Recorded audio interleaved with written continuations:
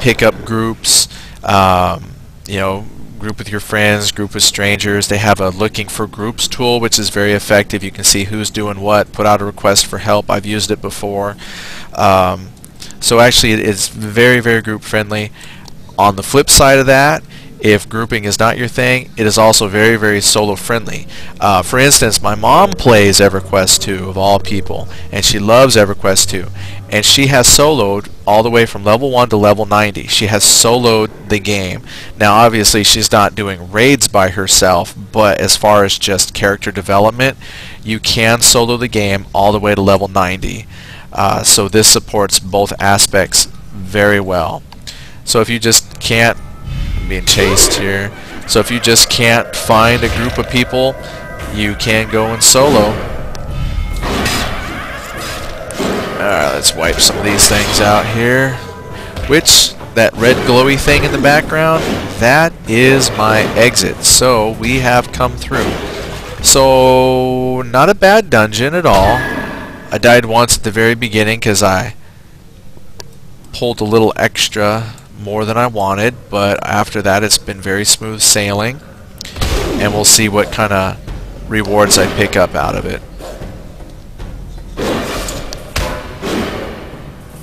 Come on.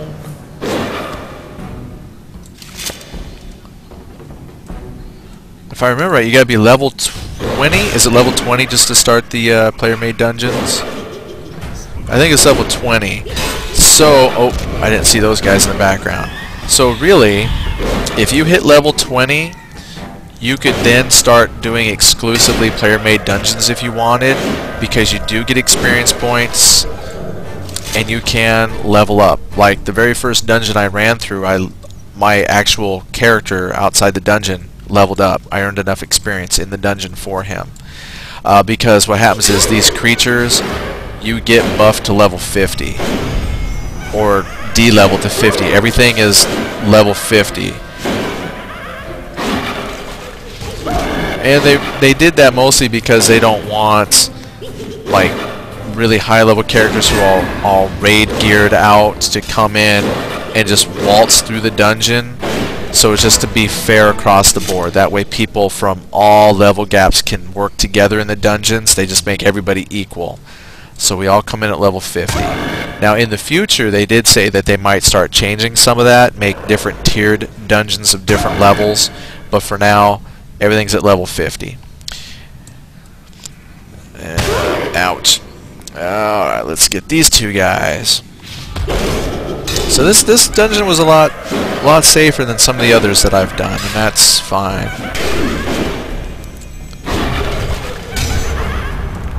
Oh. I had to get a little bit closer. He had me mesmerized. I couldn't reach him.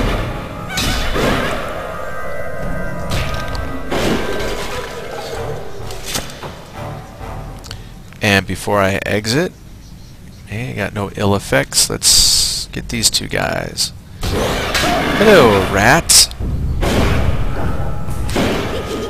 Let me hit you all with my multi-attack. Well, hello, skeletal sorcerer. Bam.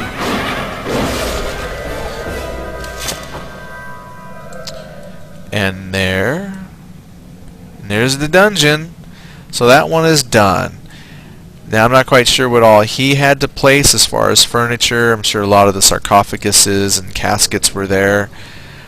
So they do kind of come decorated. But one of the things that you can buy, I'm not going to run all the way back through, but just kind of take a look here at some rooms here. But what you can do with the marks that I'm going to earn, I'll come out and show you. But you can buy dungeon furnishings. So if you want to decorate your dungeon a little bit more, you certainly can. Or save it up for gear and equipment. And we'll exit. Leave the dungeon. And then we get to like it, dislike it. I'm going to thumbs up the action because it's quick. It does run you through. I didn't feel like I was in danger at all. Style, because I'm a nice guy, I'll put a like. It's not terrible. I don't see as much creativity in the dungeons as I do in the houses yet. but I'm sure in time as people earn marks and get into decorating, you might go in and see, you know, a lot of cool stuff. And there I got 33 marks.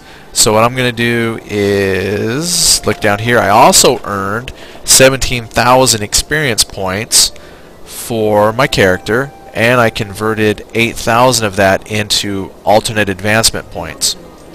So before I go shopping, let me just show you here. I'm going to hit, I believe it's K. K's my skills. Where is it at? L key. Okay, so if you're not familiar with the alternate advancement point system, and this is a question I've had before from other folks, they used to not have these trees. These are some recent additions with some of the expansions. Right here, they've got in this handy dandy chart though your racial and class traits that you can earn and purchase as you level up.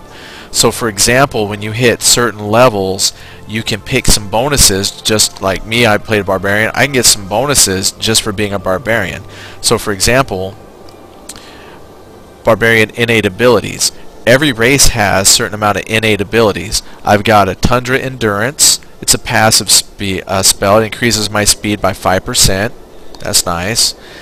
Then I have one called Impenetrable Will. Makes me immune to stun effects. Oh. But it's a spell, so I have to cast it in the middle of battle or something like that. And then I've got Sprint. So it gives me a little sprint. But every barbarian gets those. Then you have some attributes. It says here, racial traditions are available every 10 levels. So at some point I could pick that I want to increase my wisdom or a hardy constitution. I think some of these got reset. They do that sometimes as they make changes to the game. They'll reset your trees. That way you can pick your abilities over again for free based on the changes they've made to the game. Sometimes it's a pain if you have a bunch of points to spend, but for me, like, I think they've reset my tree. So I'll pick Hardy Constitution for my main character. Yep, take that as my level 10 Barbarian Tradition, because hit points are always cool. And I own it. Then I can get a combat one. Since every 10 levels, let's see here, combat. Healing Touch. Increases administration. I don't heal. I picked a Berserker. I don't heal, so I don't need to pick a Healing Touch. Improves casting speed. I don't really cast spells. My stuff's pretty much all combat abilities, so I wouldn't need that. Skilled Defender. Increases deflection, defense, and parry by 5. Now that I could probably take since I do a lot of combat. Let's see what this one is. Blocking. Increases your chance to block. I don't use a shield. Look at me. Look at me, son. I'm a two-hand weapon user. So I'm going to go ahead and pick Skilled Defense. So that way I get a little bit better at weaving in and out of battle. I probably could use a shield, but I use two-handed weapons, son. Why would I change? Alright. Then I've got non-combat ability. Frosted Ale. Increases. Well, for the one I'm looking at, the question was, to fill up your skill tree, do you have to know your ultimate goal for your character beforehand? Yes and no. If there's something specific in mind that you want, then yeah, you need to plan ahead a little bit. What you can do is go out onto the internet. If you do a search for like skill calculators, they have lots of calculators with suggested builds, so you can kind of plan how you want to develop your character. It does not hurt to look at a skill calculator and kind of plot it out, because you do have limited amount of points that you can spend, and so you just want to make sure you spend them efficiently. And you're capped in each tree at certain levels as well. You don't need to spend the tree until you get certain levels. MOIF says that you're capped in each tree. You can spend a certain amount of points per level in each tree. Oh, not per level. At certain levels you're capped. So, you know, you have to be careful with how you spend your points. You can only spend a certain amount, and then you have a limited amount overall. So it's... I will here in a second. She's going to help me walk through a little bit to explain. So I'm just finishing out my racial stuff because it got reset. Tribal Strength. Okay, I want more health. I don't care about mana for spell. That's kind of good because your combat abilities do drain your blue bar mana. I'm going to go ahead and pick that. That's my level 40 ability. Now I get one more, my level 50 that I get to choose. I don't trade skill, so I'm not going to worry about trade skill. But here I can increase my physical mitigation or mitigation versus spells. I'm going to do against physical because he does a lot of melee fighting. So now I can't pick any more of these traditions until I hit level 60. Alright, then I get character traits. Now it did memorize these. I picked these earlier. I picked brawny, muscular. I didn't pick one for level 48. I'm going to keep going with strength because for fighters, their main attribute is strength. They get bonuses from that. So I'm just going to keep putting it into strength. Equipment can bolster these other stats, so I'm not too concerned about it. I don't mind just putting it all in strength.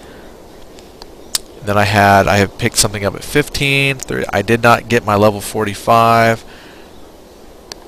Again, here's like toughness, increased mitigation versus physical damage. Here's against elemental damage. Poison and arcane. I'm just going to put it into toughness, physical damage. I do a lot of fighting. And anything down here? There sure is. Oh, I wish I had looked at this sooner. She called me a slacker. I haven't really checked this stuff. My peoples were power leveling me, so I didn't really pay attention. I just leveled up.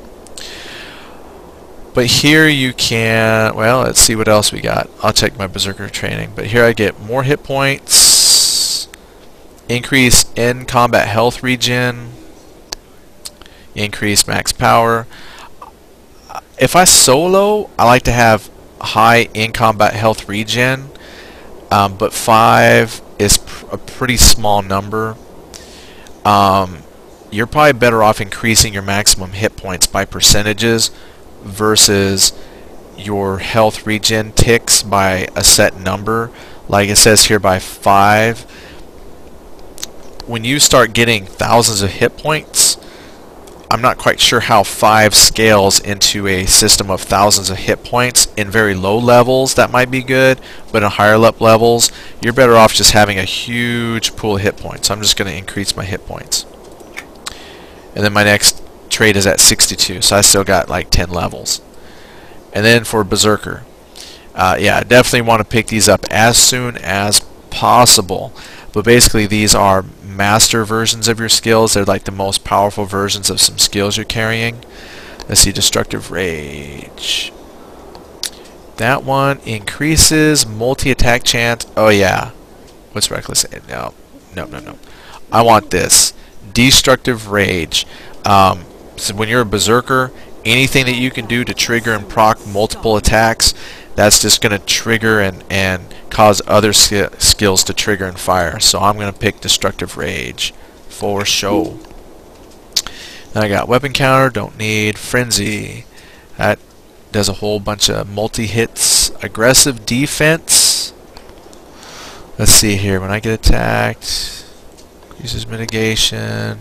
I don't use that one. But Berserker Onslaught. If I can't really decide a spell or a skill, what I do is I look at the level. Level 42, this is a level 43. This other one I was interested in is level 44. Let me see what weapon counter. When damaged with a melee weapon, this spell will cast self, instant, recast. Oh, it only lasts 30 seconds. Frenzy, though, is a nice attack, which you see I have on my bar. So it's one I use.